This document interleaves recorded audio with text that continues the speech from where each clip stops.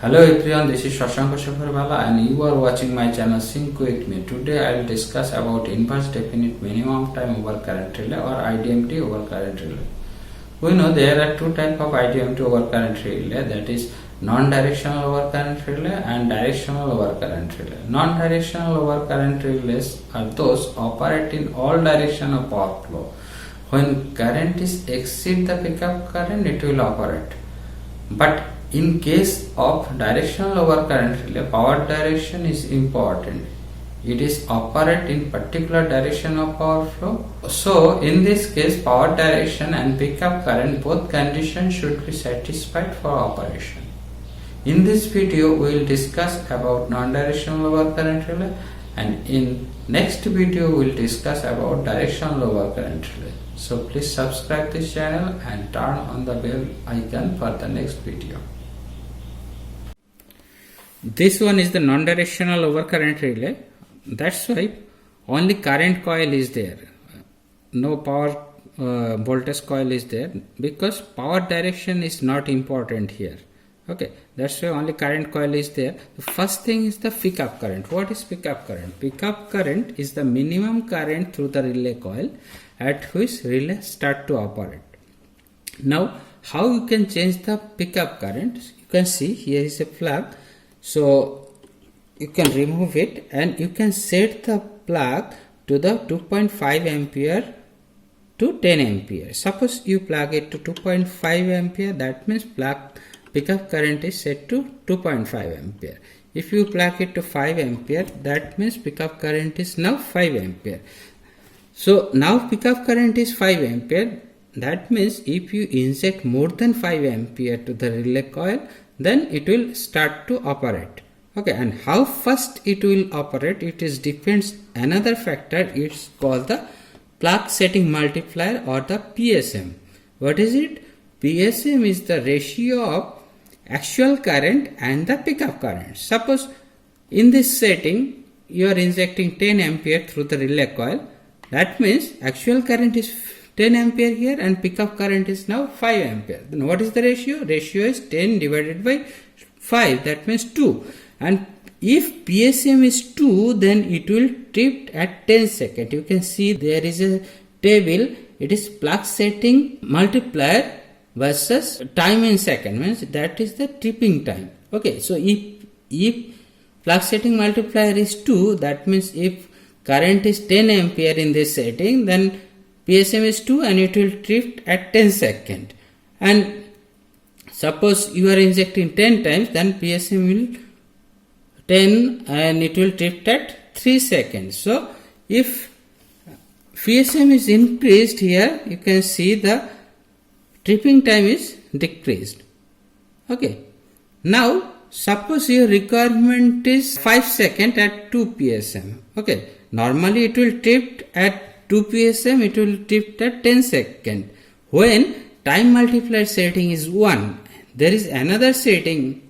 That means suppose you need to drift 5 seconds in 2 PSM, then what to do? You should set the another factor. It's called the time multiplier setting. You can see here is the time multiplier setting disk and you can move it like this. You can change the time multiplier setting from 0.1 to 1. Now it is 1, that means it will trip at 10 seconds. And if your requirement is 5 seconds, tripping time is required 5 seconds, then you have to reduce it to 0.5. That means this 10 multiplied by 0.5, that is 5 seconds. That way you can reduce the actual tripping time using another factor. Is called the time multiplier setting or TMS. So this one is the TMS setting, and here you can change the pickup current. Don't be confused. Plug setting multiplier is the ratio of actual current and the pickup current. Here in this slot you can set only the pickup current, and pickup current you can set from 2.5 to 10 ampere. Is it clear? Now see how it is work. So you can unlock this, and if you pull it, then it's coming out. So that way. So you can see there is some slots So these rails are connected with this, okay, and it is connected to the terminals. You can see. So in back side there are the terminals. 9, 10 is here current coil, and the 1, 2 and 3, 4 are the auxiliary contact. Now see, this is the current coil, it is connected with the terminal number 9 and 10. So 9 and 10 is here. You can see these two are connected with the 9 and 10, and here is the current coil. You can see this is the electromagnet. Now when alternating current flows through this, the alternating flux is induced through this pole, and you can see these poles are split into the 3 parts. Okay, so here you can see these two are the free, but this part of this, there is a copper shading. It's called the copper shading. It is the short circuited copper path. It's called the copper shading. That means when short circuiting current flows through this ring, and as a result this part of the flux is diverted from the main flux. Okay, that's why it's act like a two flux. Here source is the common source. Flux is generated by the current, but for the torque production we need at least two flux. So that way we split the same flux into the two part, and when two flux is cut this aluminum disc with some phase angle, then it's produce the torque, and when it's produce the torques, and this spring provide the control torque. This spring provides the control torque, and when this torque is sufficient to overcome the control torque, it start to move. That means when pickup current is cross the setting, that means when pickup current is, now it is 5, that's why when coil current is more than 5 ampere, then it start to move like this, and finally it's hit the trip contact. You can see here is a contact, it's called the trip contact. So finally it's hit the trip contact and it's tripped. We know the torque equation is phi 1 into phi 2 into sine of angle between them. That's why here phi 1 and phi 2 both are related to the I. That's why it is torque is related with the I square and the sine of angle between the fluxes. You can see here is a permanent magnet. It is used to damping torque, produce the damping torque. So when this aluminum disc is passed through this permanent magnet, so at opposite eddy current damping is induced here, and you can adjust this damping using this screw, and so that way you can calibrate the relay. Now see the internal diagram of this relay. You can see here terminals 9 and 10 is the current coils. Here is the current coil, and it is connected through the 9 and 10. So it's showing current coil is here. So when current is passes through this, so flux is induced to the disc and disc will move. And you can see there is another coil. It's called the auxiliary coil. Okay, so what is the purpose of this auxiliary coil? This coil is used for the auxiliary supply. How? You can see when current is flowing through the current coil, so this coil is induced by this current coil, and as a result one voltage is come across this coil. Okay, and you can see then it is connected across this capacitor and this resistor for the filtering purpose. After that it's fed to the rectifier circuit. You can see this is a rectifier, full bridge rectifier circuit, and so input of this rectifier is coming from this coil. Okay, so one terminal is connected here, so another terminal is here, and you can see so it is connected through this trip contact. So this one is the trip contact. When disc is operate and finally hit the trip contact, so this coil is connected across this rectifier, and rectifier output, you can see it is connected to the coil of auxiliary contact. So where is the coil of auxiliary contact? You can see this unit is the auxiliary contact, and this is the coil of auxiliary contacts. Inside this black insulation there is a coil. It's for the operating this contactor. How it is operated? When this voltage is come across this lever is attracted by this coil, then this auxiliary contact change the position. You can see normally these are all the open position. In the diagram, here is the coil of auxiliary contact and these are the auxiliary contacts. So it is connected, one pair is connected with the terminal number 1, 2 and another pair is connected with the terminal number 3 and 4. And another pair is there, it's called the holding contact. So another pair is showing here. So what is the purpose of this auxiliary contact and this holding contact? Auxiliary contact used to give the trip signal to the circuit breaker. So for circuit breaker there is a tripping coil which need the voltage.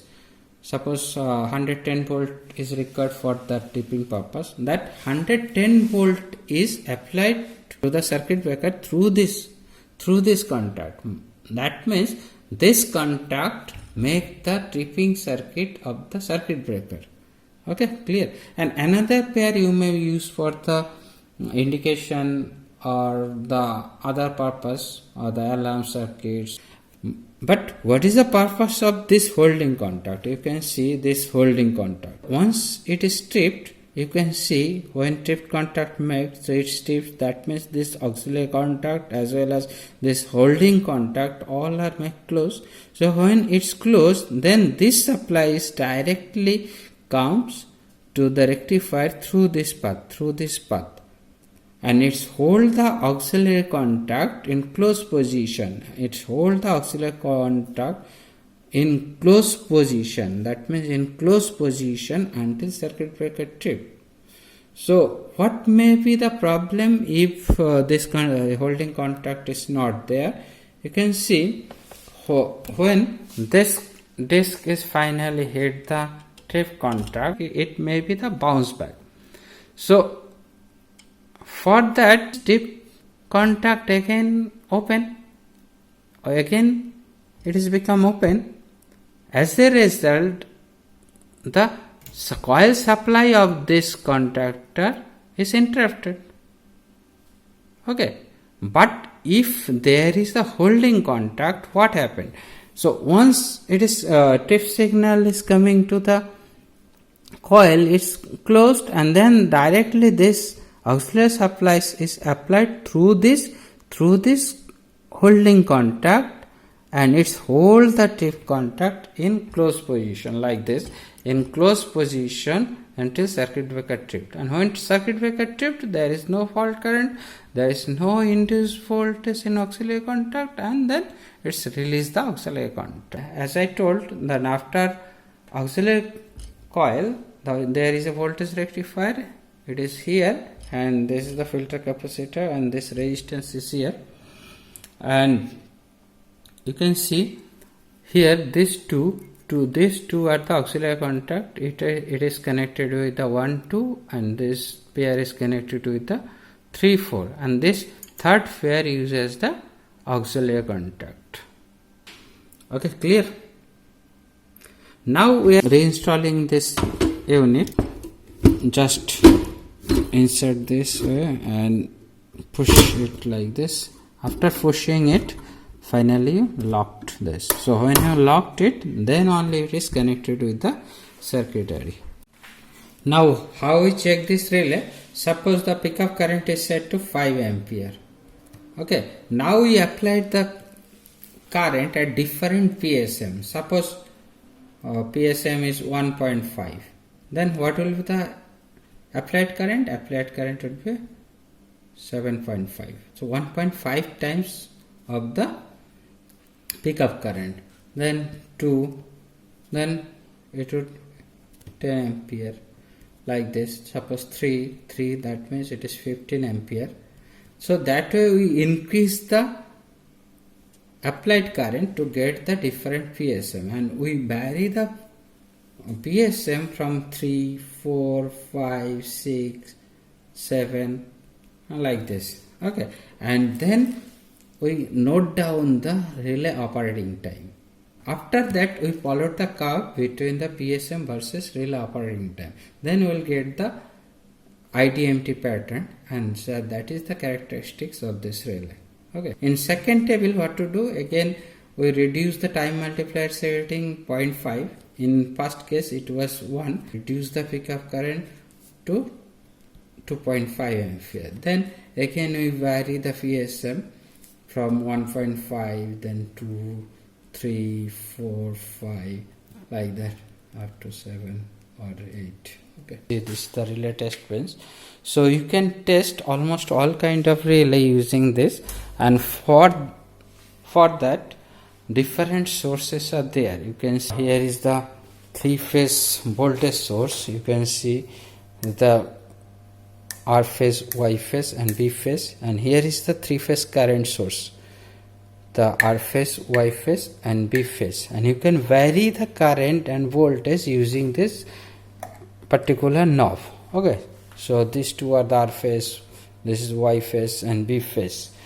And other thing are there, you can see, you can get the variable DC supply from this. There is a variable frequency source, and you can set change the frequency of the frequency source from 45 Hz to 100 Hz using these two knobs. And another knob is here for the voltage control of the frequency source. Okay, and you can see here is the another knob. This is the phase angle control.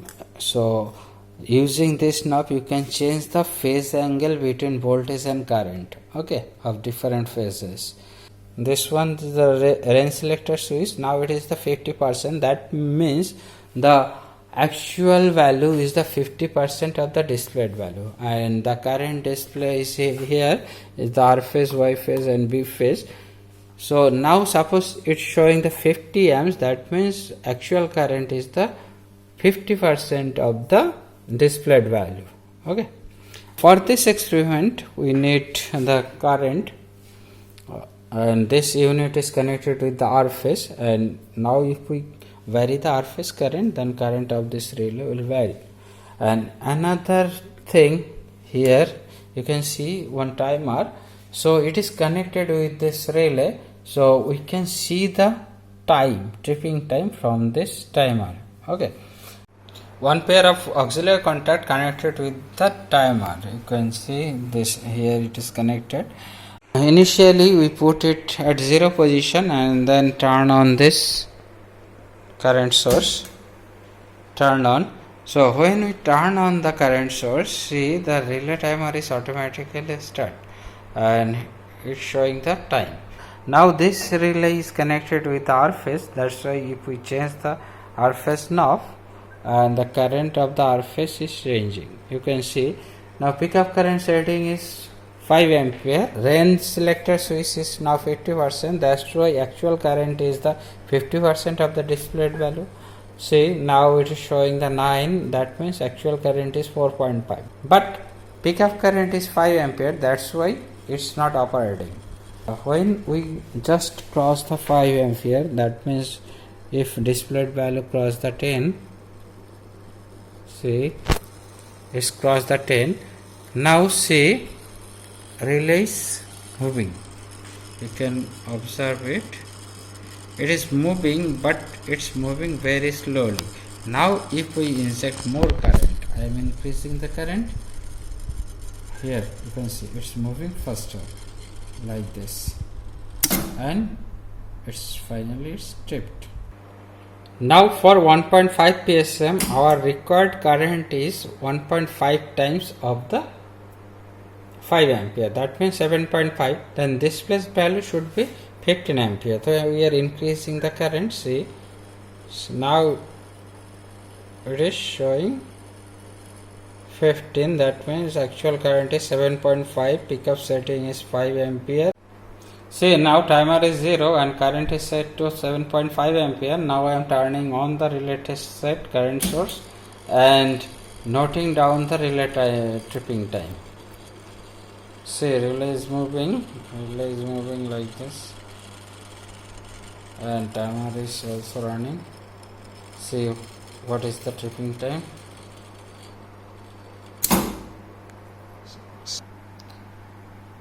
say it is 17.99 second. Now for second reading, increasing the current to 10 ampere, that is 20, that means 20 means 10, turning off. Now resetting the timer again 0, relay has fully worked. Now again I am turning on the relay test fence and noting down the time.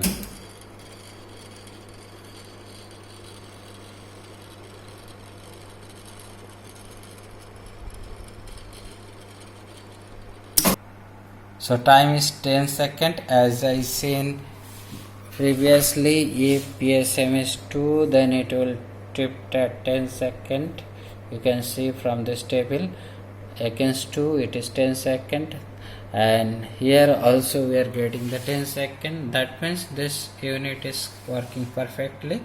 So that way we vary the PSM at different value and noting down the time. After noting down the time, we follow the curve between the PSM versus tripping time, then finally we will get the characteristics curve of this relay.